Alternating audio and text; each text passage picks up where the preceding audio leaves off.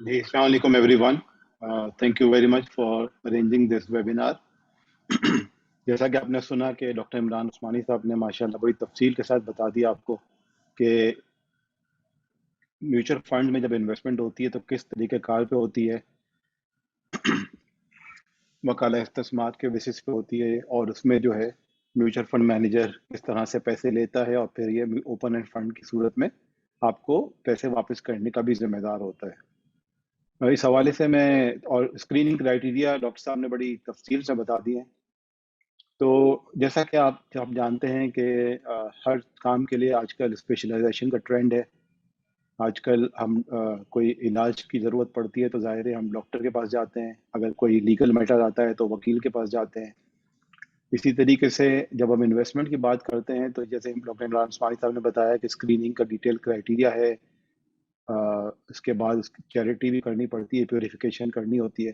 तो ये एक कॉम्प्लेक्स प्रोसेस होता है जिसमें आपने इस बात का भी ख्याल रखना है कि आपकी जो इन्वेस्टमेंट है वो शरिया कंप्लाइंट भी रहे और उसको प्रॉपरली मैनेज भी किया जा सके ताकि आप उसके ऊपर बुनियादी तौर पर उससे फ़ायदा मंद हो सकें। तो इसी सिलसिले में जो म्यूचुअल फंड होते हैं, these are basically specialist in investments, और उस हवाले से जो इस्लामिक म्यूचुअल फंड्स हैं, they specialize in Islamic funds.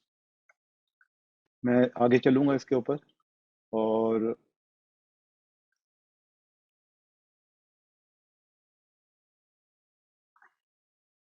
ये डिस्क्लेमर है, अल्लाह ताला के नाम से शुरू करते हैं। म्यूचुअल फंड के ऊपर इमरान साहब ने तफसील से बता दिया तो मैं बहुत ज़्यादा इसकी डिटेल में नहीं जाऊँगा, और ये ऑलरेडी डॉक्टर साहब बता चुके हैं।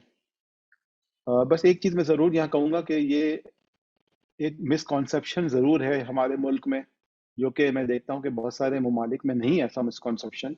वो ये है कि जब म्यूचुअल फंड की बात होती है तो लोगों के जहन में फ़ौरन ये बात आती है कि ये स्टॉक मार्केट में इन्वेस्ट करता है। तो डॉक्टर साहब ने जैसे बताया कि नहीं, ऐसा नहीं है। म्यूचुअल फंड जो है उसके कोई भी इन्वेस्टमेंट पूल हो सकता है, और वो अपने ऑफरिंग डॉक्यूमेंट में डिटेल से बताता है कि वो कहाँ इन्वेस्ट करेगा। अब कुछ फंड होते हैं जो म्यूचुअल फंड जो स्टॉक्स में करते हैं, कुछ हैं जो स्टॉक्स में नहीं भी करते। तो डिफरेंट फंड्स होते हैं और डिफरेंट उसके रिस्क प्रोफाइल होता है, उसके हिसाब से वो इन्वेस्टमेंट करते हैं। सुकूक के भी फंड होते हैं, मनी मार्केट के भी फंड होते हैं, क्योंकि बहुत बैंक डिपॉजिट से बहुत सिमिलर होते हैं। थोड़ा सा मैं म्यूचुअल फंड के हवाले से बता दूं, यहाँ पे आपके साथ शेयर कर लूं कि जो इंडस्ट्री है, टोटल एसेट अंडर मैनेजमेंट जो ग्लोबली है म्यूचुअल फंड्स की, वो 103 ट्रिलियन है, और माशाल्लाह से ये 2010 में सिर्फ 56 ट्रिलियन थी, तो ये डबल हो गई है वहाँ से 2010 से। एसेट्स 6% की जो ग्रोथ है ग्लोबल इंडस्ट्री की, और ये $145 ट्रिलियन उम्मीद की जा रही है कि $145 ट्रिलियन हो जाएगी 2025 में।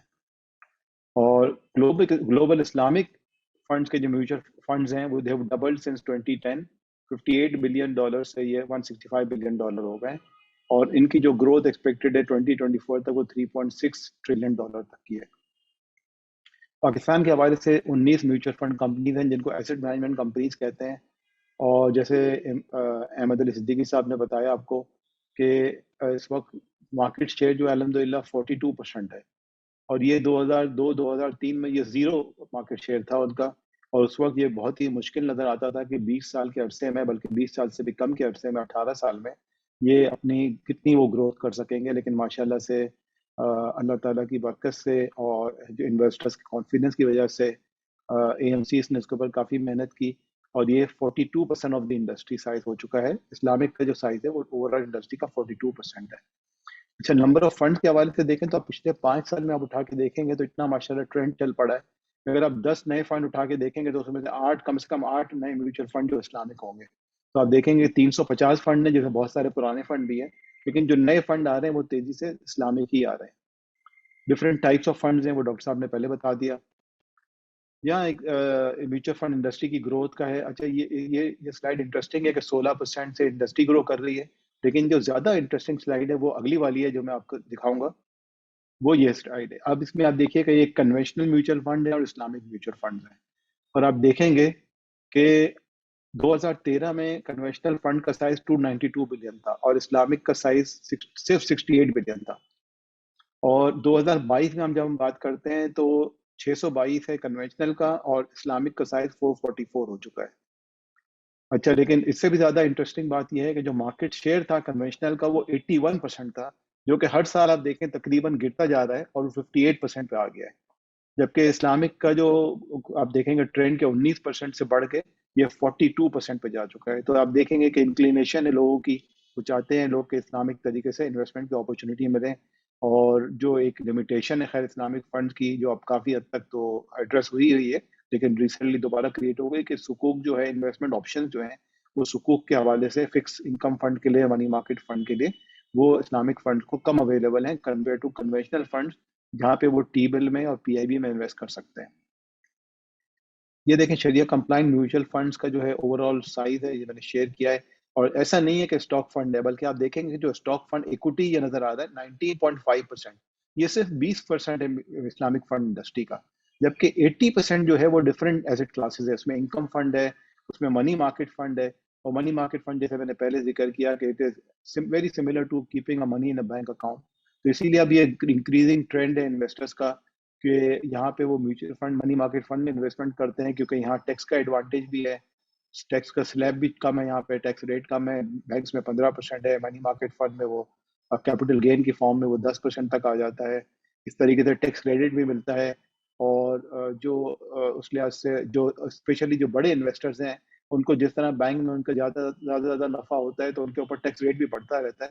जबकि मनी मार्केट फंड में जो टैक्स रेट है प्रॉफिट के ऊपर वो यूनिफॉर्म रहता है, वो उसमें कोई इजाफा नहीं आता। अलमीज़ान के हवाले से मैं क्विकली थोड़ा सा आपसे शेयर कर लूँ कि अलमीज़ान का और बाकी भी म्यूचुअल फंड इंडस्ट्री में जो प्लेयर्स हैं, इस तरह से कुछ आप देखें कॉम्पोजिशन है। तो इस्लामिक फंड की इंडस्ट्री में अलमीज़ान म्यूचुअल फंड का अलमीज़ान के जो म्यूचुअल फंड है उनका शेयर ऑलमोस्ट 39% है। इसके बाद दूसरी सेकेंड लार्जेस्ट है उसका 13%, 10% और 10%, और इसके बाद परसेंटेज कम होती चली जाती है। तो इसमें जो सबसे अच्छी बात जिसका मैं कहता हूँ कि जो हमारा मिशन भी है to make sharia compliant investing first choice for the investors, ये हमारा मोटिवेशन बिल्कुल भी नहीं है कि सिर्फ अलमीज़ान इस्लामिक फंड्स लॉन्च करे, बल्कि हम चाहते थे कि सारी इंडस्ट्री करे और सब मिल के करें। और इसमें आप देखेंगे कि माशाल्लाह से सारी एमसी अब इस्लामिक फंड लॉन्च कर रही है। अलमीज़ान इन्वेस्टमेंट के जो बुनियादी कैरेक्टरिस्टिक्स हैं, हाईएस्ट मैनेजमेंट क्वालिटी रेटिंग कहलाती है। जिस तरह आपने क्रेडिट रेटिंग का सुना होगा कि ट्रिपल ए, जिस तरह मीज़ान बैंक को ट्रिपल ए रेटिंग मिली हुई है, इसी तरह अलमीज़ान इन्वेस्टमेंट्स को भी AM1 रेटिंग मिली हुई है। और ये हाईएस्ट रेटिंग है म्यूचुअल फंड इंडस्ट्री की, मैनेजमेंट क्वालिटी रेटिंग ये कहलाती है। और अलमीज़ान इन्वेस्टमेंट पाकिस्तान की पहली एसेट मैनेजमेंट कंपनी थी जिसको ये रेटिंग मिली थी। और दूसरा लार्जेस्ट शरिया compliant fund, largest voluntary pension fund, 26 साल का track record, largest number of investors और largest AUM asset under management जो है वो इस वक्त 172 बिलियन पे है। तो इस लिहाज से अलमीज़ान का एक कलीदी रोल रहा है इसमें इस्लामिक फंड की ग्रोथ में। और ये डॉक्टर इमरान साहब की हमने सरबराही में सारा ये काम किया है, और माशाल्लाह से जो हमारे डे वन से हमारे शरिया एडवाइजर रहे। अच्छा, ये यहाँ मैंने थोड़ा सा रिफ्लेक्ट कर दिया है कि डिफरेंट फंड्स हैं, डिफरेंट एसेट क्लासेस हैं, एसेट एलोकेशन भी है, इनकम एंड मनी मार्केट भी है, वॉलंटरी पेंशन स्कीम भी है। ये एक बहुत अच्छी स्कीम है अपने आप को रिटायरमेंट के लिए सेविंग करने की। आमतौर पे ये कहा जाता है कि अगर आप चूँकि रिटायरमेंट के बाद आदमी के पास कोई रेगुलर सोर्स ऑफ इनकम नहीं होती, तो कम से कम उसको अपना 30 से 40% अपनी सालाना आमदनी का सेव करना चाहिए फॉर फ्यूचर अपने रिटायरमेंट के लिए। और ये जब अगर आप इसको सेव करते हैं तो आप जैसे जानते हैं कि पाकिस्तान में इन्फ्लेशन रेट हाई है, और जब इन्फ्लेशन हाई होता है तो रुपया अपनी वैल्यू कदर खो बैठता है। उस हवाले से VPS एक बहुत अच्छी स्कीम है। उसमें आपके पास हर तरह की स्कीम मौजूद है, इनकम मनी मार्केट भी का भी ऑप्शन है, स्टॉक मार्केट का भी ऑप्शन है, कमोडिटी का भी ऑप्शन है। ये सारे ऑप्शन मौजूद हैं कि आप अपने पैसे को वक्तन फ़वक्तन हर साल हर महीने आप जैसे जैसे आपकी आमदनी आती रहे, आपकी सैलरी या मंथली इनकम आती रहे, आप उसमें से कुछ पोर्शन जो है BPS में इन्वेस्ट करते चले जाएं। और उसके ऊपर गवर्नमेंट ने इसको प्रमोट करने के लिए बड़ा अच्छा टैक्स का भी बेनिफिट दिया है कि जो पैसे आप BPS में इन्वेस्ट करते हैं टू अ सर्टेन लिमिट, जो I think 20% of your taxable income है, तो उसके ऊपर कोई टैक्स नहीं लगता। और जब उसके ऊपर वो जितने साल वो BPS में रहेगा, उसके ऊपर जितनी आमदनी होगी उसके ऊपर भी कोई टैक्स नहीं लगेगा। तो इसकी बहुत ज़्यादा डिटेल है, इसमें तकाफुल भी फ्री प्रोवाइड की जाती है। ये इस वक्त मुनासिब वक्त नहीं है कि इसकी डिटेल में जाया जाए, लेकिन आप ज़रूर हमारी वेबसाइट पर जाके उसके फ्लायर वगैरह, उसके जो ऑफरिंग डॉक्यूमेंट है उसको देखिएगा, तो आपको अच्छा खासा अंदाजा हो जाएगा उसके ऊपर। इस्लामिक मार्केट इंडाइसेस के हवाले से अगेन डॉक्टर साहब ने बात की है। تو میں بس ریٹرن کے حوالے سے بات کروں گا کہ یہ 2008 میں KMI30 انڈیکس لانچ ہوا تھا. اس کے بعد ضرورت محسوس ہوئی کہ ایک آل شیپ بھی اسلامک انڈیکس ہونا چاہیے, تو اس کو بھی لانچ کیا گیا. تو یہاں سے ہم KMI30 کی بات کر رہے ہیں کیونکہ اس کا ٹریک ریکارڈ تقریباً 13 سال کا ہو چکا ہے. تو آپ دیکھیں گے کہ ایک مسکانسیپشن رہتا ہے کہ اسلامک وہ کہتے ہیں نا مسلمان ہونے کی ایک پرائز دیتے ہیں کہ آپ ٹھیک ہے, مطلب ہمیں ایک شریعہ کمپلائنٹ پہ جانے تو کچھ سیکریفائس دینی پڑے گی, کچھ کمپرومائز کرنی پڑے گی. ایسا بالکل بھی نہیں ہے. یہاں پہ آپ دیکھیں گے کہ جو شریعہ کمپلائنٹ انڈیکس کا ریٹرن ہے یہ 14 سال کا, وہ 18% سالانہ رہا ہے, جبکہ KC100 انڈیکس کا 17.1% سالانہ رہا ہے. اور یہ دیکھیں, یہ اس کا بہت ابھی آپ کو صرف 1% کا فرق نظر آ رہا ہے, لیکن اگر آپ اس کو کیومولیٹو دیکھیں گے کہ اگر کسی آدمی نے 100 روپے انویسٹمنٹ کیے تھے KMI30 میں تو وہ 518 روپے ہو چکے ہیں آج. اور اگر KC100 میں کیا تھا 100 روپے تو 386 روپے ہے. تو یعنی کہ آپ تقریباً 140 روپے کا فرق ہے ایک انویسٹمنٹ, 100 روپے کی انویسٹمنٹ کے اوپر 140 روپے کا فرق ہے. اس کو اس طرح کہا جا سکتا ہے ریٹرن میں. تو جیسے جیسے یہ لمبا پیریڈ ہوتا جاتا ہے آپ کا ریٹرن بھی زیادہ گیپ آتا جاتا ہے اس میں. آل شیئر اسلامک انڈیکس کی میں نے بات کر لی. اس کے اوپر اچھا سوال آتا ہے کہ اپرچونیٹیز کیا ہیں. تو میں سمجھتا ہوں کہ پاکستان کے حوالے سے چونکہ principally it's a Muslim country with more than 95-96% Muslim population, تو اس میں بہت اپرچونیٹی ہے اسلامک فنڈز میں. دوسری بات یہ کہ ہماری پاپولیشن ینگ ہے, اور ینگ پاپولیشن ہے تو ظاہر ہے کہ یہ, اور مڈل کلاس ہماری کافی بڑی ہے, تو یہ ایک اچھا وہیکل ہوتا ہے میوچل فنڈز آپ وقتاً فوقتاً انویسٹمنٹ کرنے کے لیے. اور اس میں ایک سب سے اچھی بات ہوتی ہے جو ڈاکٹر صاحب نے ذکر بھی کی تھی ابھی کہ اوپن اینڈ فنڈ ہوتا ہے, تو اس میں کوئی پابندی نہیں ہوتی کہ آپ نے 1 سال 2 سال یا 5 سال تک اپنی انویسٹمنٹ کو لاک کرنا ہے, بلکہ آپ جب چاہیں ایک دن کے نوٹس پہ آپ کو آپ کے پیسے واپس مل جاتے ہیں. پاکستان میں جیسے آپ کی نالج میں ہوگا کہ بینک اکاؤنٹ کے حوالے سے دیکھا جائے تو 62 ملین بینک اکاؤنٹس ہیں, جبکہ میوچل فنڈ کے حوالے سے دیکھا جائے تو تقریباً شاید 5 لاکھ انویسٹرز ہیں. تو یہ بہت بڑی اپرچونٹی ہے آگے جو ہے, کیونکہ ظاہر پاپولیشن ہماری 220 ملین کے قریب ہے. تو اور دوسری بات یہ کہ اب یہ نئی پروڈکٹس آ رہی ہیں, جیسے آپ نے دیکھا ہوگا ابھی ایکسچینج ٹریڈڈ فنڈ کا بھی ڈاکٹر صاحب نے ذکر کیا. یہ میزان نے پاکستان کا پہلا ایکسچینج ٹریڈڈ فنڈ لانچ کیا ہے. اسلامک ریٹس بھی آ رہے ہیں, اسلامک ESG اورینٹیڈ فنڈ بھی انشاءاللہ بہت جلد آئیں گے. تو نئی پروڈکٹ کیٹیگری جو ہے نا اس میں تیزی سے اضافہ ہوتا جا رہا ہے. باقی اس کے علاوہ digital integration, mutual fund awareness, یہ ساری اپرچونیٹیز ہیں, ان کے تھرو جو ہے میوچل فنڈ کی گروتھ کو کافی تیزی سے بڑھایا جا سکتا ہے. وے فارورڈ کی اگر ہم بات کریں گے تو کیا چیزیں ہیں ایسی ہیں جو ہم سمجھتے ہیں کہ جن کو کرنے سے میوچل فنڈ انڈسٹری کی اور زیادہ گروتھ ہو سکتی ہے. پہلی بات تو یہ ہے کہ اویئرنیس کریٹ کرنا. جیسا کہ میں نے کہا کہ ایک مکس پرسیپشن ہے کہ میوچل فنڈ صرف اسٹاک میں انویسٹ کرتے ہیں, اور بہت سارے لوگ ہیں جن کو میوچل فنڈس کا پتہ ہی نہیں ہے. اسی وجہ سے جو نمبر آف انویسٹرز ہیں وہ بہت کم ہے. دوسری بات یہ کہ لوگ بڑا ڈرتے ہیں کہ بھئی ہم بینک میں, تو ظاہر ہے آپ کو پتہ ہے کہ بینک کی ہزاروں برانچیں ہوتی ہیں, تو لوگوں کے لیے ایک کمفرٹ فیکٹر ہوتا ہے کہ بینک کھڑا ہوا ہے, اتنے سال سے کھڑا ہوا ہے. تو اسی طرح سے میوچل فنڈ کی چونکہ لمیٹڈ برانچز ہوتی ہیں, لیکن بہرحال المیزان کے حوالے سے جیسے آپ جانتے ہیں کہ المیزان از اے سبسیڈری آف میزان بینک, اور میزان بینک کی 800 سے زیادہ تقریباً اب 900 کے قریب برانچیں ہیں. ان تمام برانچوں میں کسی بھی برانچ سے آپ mutual fund, Islamic future fund لے سکتے ہیں, خاص طور پہ المیزان میوچل فنڈ. دوسری بات یہ ہے کہ آئی تھنک یہ بہت ضروری ہے کہ ملک میں ایک نیشنل باڈی بنائی جائے اسلامک فائنانس اور کیپٹل مارکیٹ کے حوالے سے. کیپٹل مارکیٹ کے حوالے سے جو لانگ ٹرم سیونگ کا ٹرینڈ ہمارے ملک میں کم ہے, اس کی ایک وجہ تو یہ بھی ہے کہ لوگوں کی ڈسپوزیبل انکم کم رہتی ہے, تو وہ زیادہ سیو نہیں کر پاتے. لیکن جیسے میں نے آپ کو بتایا کہ میوچل فنڈ کے حوالے سے ایک پازیٹیو چیز یہ ہے کہ آپ 5,000 روپے سے اکاؤنٹ کھول سکتے ہیں اور 1,000 روپے بھی انویسٹ کر سکتے ہیں. ایسا نہیں ہے کہ آپ نے لاکھوں کروڑوں روپے جا کے جمع کرانے ہیں. اور جیسے ڈاکٹر صاحب نے ایک کانسیپٹ سمجھایا پول کا, کہ یہ سارے شراکت کا دار بن جاتے ہیں. جتنے انویسٹر ہیں, چاہے 1,000 روپے والا ہے چاہے 100 کروڑ والا ہے, وہ سارے شراکت دار برابر ہیں. ان کی جو بھی نفع ملے گا ان کو برابری کی بنیاد میں ملے گا. اگر خدا نخواستہ نقصان ہوگا تو وہ بھی برابری کی بنیاد پہ ہوگا. ایسا نہیں ہوگا کہ جس نے 100 کروڑ لگائے اس کو زیادہ نفع ملے گا اور جس نے 1,000 روپے لگائے اس کو نفع کم ملے گا. اور کی انویسٹمنٹ کی مناسبت سے, اس کی پروپورشن سے اس کو برابر ہی پروفٹ ملے گا.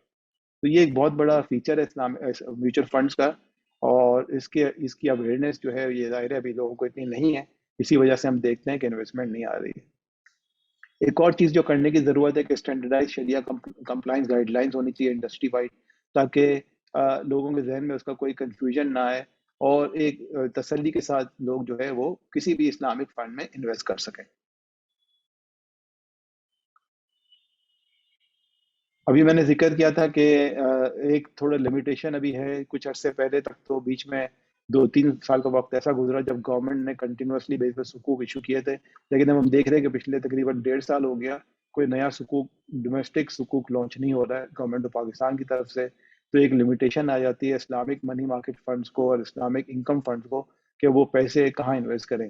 اگر آپ دیکھیں کہ ماشاءاللہ سے جیسے میں نے کہا کہ بہت زیادہ فوکس ہے لوگوں کا اسلامک فنڈ میں انویسٹمنٹ کرنے کا، لیکن ہمارے لیے کبھی کبھار ایک چیلنج اس طرح ہو جاتا ہے منی مارکیٹ فنڈز میں کہ پیسہ لے کے اس کو انویسٹ کہاں کریں. تو آئی تھنک گورنمنٹ کو چاہیے کہ ایک پراپر بیسس پہ، ایک ریگولر بیسس پہ سکوک کا ایشوئنس کنٹینیو کرے، اور اب امید کی جا رہی ہے کہ بہت جلد ایک نیا سکوک ایشو آ جائے گا تو ان شاء اللہ تعالیٰ یہ مسئلہ بھی حل ہو جائے گا.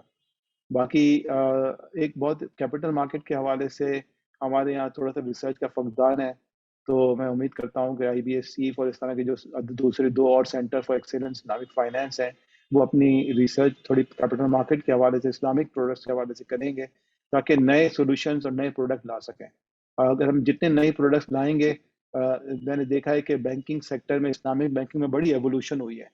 اور جب مجھے یاد پڑتا ہے جب میزان بینک 2002 میں کمرشل بینک میں کنورٹ ہوا تھا تو میزان بینک کے پاس بہت کم پروڈکٹس تھیں as compare to conventional banks. لیکن وقتاً فوقتاً شریعہ بورڈ کی گائیڈنس میں اور ڈاکٹر عمران عثمانی جو شریعہ وائس چیئرمین ہے شریعہ بورڈ کے، ان کی گائیڈنس کے حساب سے بہت ساری نئی پروڈکٹس جو ہے نا وہ میزان بینک نے لانچ کی. تو اسی طرح سے ضرورت ہے کہ دنیا میں جو ڈفرینٹ طرح کی میوچل فنڈ پروڈکٹس لانچ ہوتی ہیں، پاکستان میں بھی ریسرچ کی جائے اور اس طرح کی پروڈکٹس جو ہے انویسٹمنٹ سولوشنز لوگوں کے لیے کریٹ کیے جائے.